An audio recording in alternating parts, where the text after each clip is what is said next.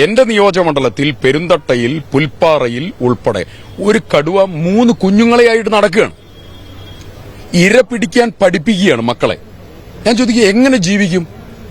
വളരെ ഗുരുതരമായ സാഹചര്യമാണ്. ബത്തേരി അവിടെയുള്ള വനവിസ്തൃതിയുടെ 10 മടങ്ങധികം കടുവകളുടെ സാന്നിധ്യം അവിടെ നിൽക്കുകയാണ്.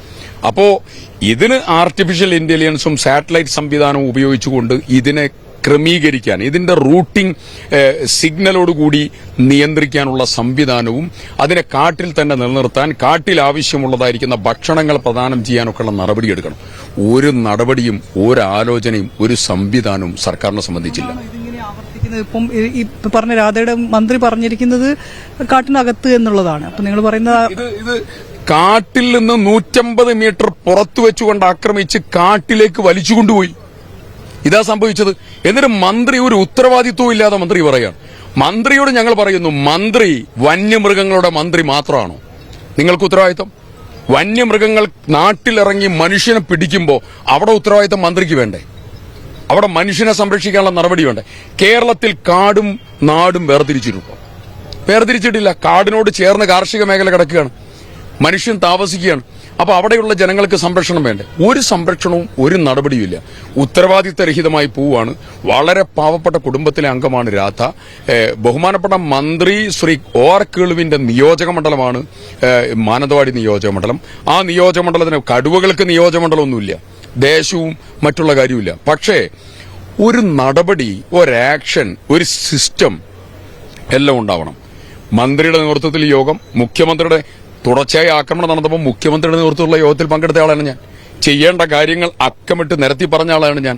നിങ്ങളറിയാം, ഞാൻ MLA ഫണ്ട് വെച്ചു 75 ലക്ഷം രൂപ പല തവണയായി ഞാൻ 2-3 തവണയായി വെച്ചു. അതിൽ കൂടുതൽ തുക വെച്ചതുണ്ട്. മൂന്നാമതും ടെൻഡർ നടത്തിയിട്ട് ടെൻഡർ എടുക്കാൻ ആളില്ല. എന്താ കാരണം? എടുത്താൽ പണം കിട്ടൂല. ഒക്കെ സർക്കാരിന്റെ പ്രശ്നമാണ്, കൊള്ളരുതായ്മയുടെ പ്രശ്നമാണ്. ഇതിനൊക്കെ കൊടുക്കേണ്ടി വരുന്ന ജീവൻ വളരെ അപകടത്തിലാണ്. മേപ്പാടിയിലെ കുഞ്ഞവറാൻ, തോൽപ്പട്ടിയിലെ ലക്ഷ്മണൻ, ചാലിഗദ്ദയിലെ അജീഷ്, പാക്കത്തെ പോള്, ഇന്ന് പ്രിയപ്പെട്ട രാധ, മനുഷ്യ ജീവൻ ഓരോന്ന് പുലിയാണ്. എന്താ ഇനി അടുത്ത നടപടിയായിട്ട് ഇതിലിപ്പം കോൺഗ്രസ് അല്ലെങ്കിൽ MLA എന്നുള്ള രീതിയിൽ ചെയ്യാൻ? ഇതിനെതിരെ ഇപ്പം 25-ാം തീയതി മുതൽ പ്രതിപക്ഷ നേതാവിന്റെ നേതൃത്വത്തിൽ KC വേണുഗോപാൽ ഉദ്ഘാടനം ചെയ്യുന്ന മലയോര ജാഥ, മലയോര ജനതയുടെ ഒരു വലിയ ജീവിത പ്രശ്നമായി, ജീവിക്കാൻ കഴിയാത്ത പ്രശ്നമായി വന്യമൃഗങ്ങളുടെ ആക്രമണം നിൽക്കുകയാണ്. ഏകപക്ഷീയമായ ആക്രമണമാണ്. ഇപ്പോ എല്ലാവരും കൊടുക്കുന്ന ടൈറ്റിൽ എന്താ? മനുഷ്യ വന്യജീവി സംഘർഷം. അങ്ങനെയൊന്നുമില്ല. വന്യജീവികളുടെ ഏകപക്ഷീയമായിട്ടുള്ള ആക്രമണമാണ്.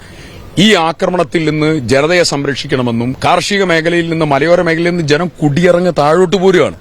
അവർക്ക് ജീവിക്കാൻ രക്ഷയില്ല. അവർക്ക് ചർച്ചുകളിൽ പോകണം, പള്ളികളിൽ, അമ്പലങ്ങളിൽ പോകണം, അവരുടെ മക്കൾക്ക് പഠിക്കണം, അവർക്ക് കാർഷിക വൃത്തിയിൽ ഏർപ്പെടണം.